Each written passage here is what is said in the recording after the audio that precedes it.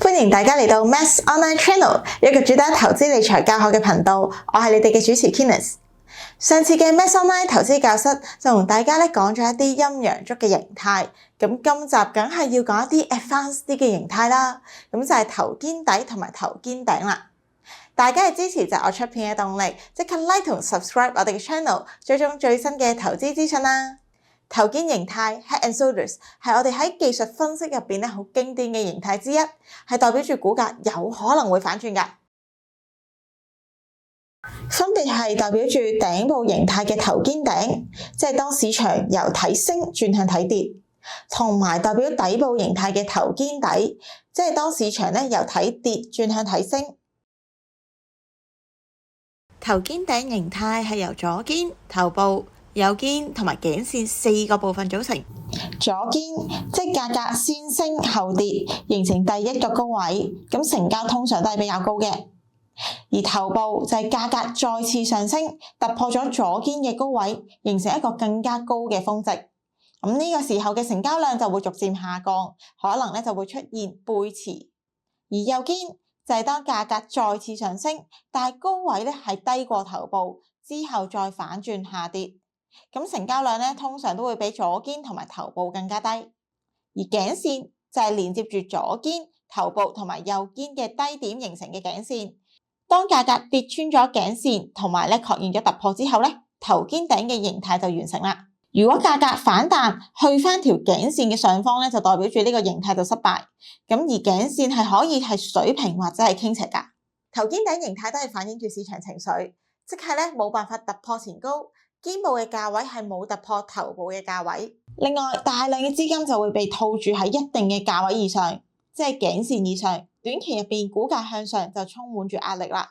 所以呢種形態嘅意義就反映住市場嘅情緒由上升或者係盤整就因為係冇力再向上，從而轉向下跌。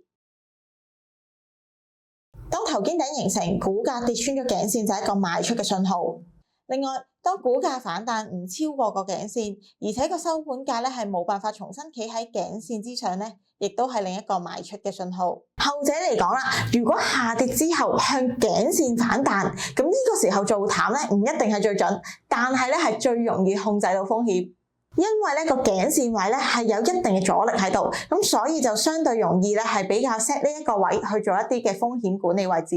頭肩底形態 Head and Shoulders Bottom 嗰個結構就同頭肩頂係非常之相似，只不過係個趨勢調翻轉。當趨勢向下，但係價格唔再繼續下跌，而且價格亦都出現咗支撐，即係向上突破頸線，亦都冇跌穿呢條頸線，背後就反映住即係喺下跌嘅過程入邊已經遇到強力嘅支持。咁之前低價賣股票嘅人已經逐漸減少，即係代表住股價亦都有可能會反轉啦。左肩就係價格先跌後升，形成第一個低點，成交量通常都會比較大。頭部即係價格再次下跌，跌穿咗左肩嘅低點，形成咗更加低嘅底部，通常成交量都係比較少嘅。而右肩就係價格再次下跌啦，但係個低點係唔會低過頭部嘅。咁之後反轉再上升，咁呢一個時候成交量通常都會比較大。頸線就係連接住左肩、頭部同右肩嘅高點，形成一條頸線。咁當價格突破咗頸線之後，確認咗突破啦，頭肩底呢一個形態就完成。如果呢個價格試翻上頸線之後企唔穩，又再跌翻就代表呢一個形態係失敗啦。而頭肩底呢個形態都係好常見一個價格反轉嘅信號。透過左肩、頭部同埋右肩再加埋頸線突破咗之後就可以確認一個反轉嘅趨勢。成交量通常都會喺呢一個過程入邊逐漸增加，咁而且突破咗頸線企得穩之後上升嘅空間就會更加大啦。當頭肩底嘅形態形成，股價突破頸線就係買入嘅信號啦。當股價反彈，但係冇跌穿頸線亦都係買入嘅信號。同樣啦，頸線都係一個風險控制嘅價位，如果跌穿咗，就代表呢個形態係失敗。所以可以喺向上突破或者回測嘅時候先嚟買入，咁就用頸線嘅位置嚟控制住成個風險管理啦。今日就同大家講咗一啲頭肩底同頭肩頂嘅形態，嚟緊更加多技術嘅分析係同大家分享㗎，記得要留意住下一集啦。我哋下集再見啦，拜拜。Max Online 提供網上現貨黃金白銀交易服務，公司持有香港海關 A 類貴金屬交易商認證。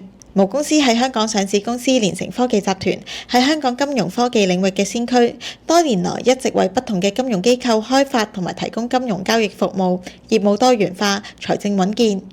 我哋嘅目標係致力為客戶提供更公平優質嘅交易環境，更好嘅訂單執行力同埋暢快嘅交易體驗。有興趣即刻聯絡我哋嘅客戶服務主任，了解更加多啦！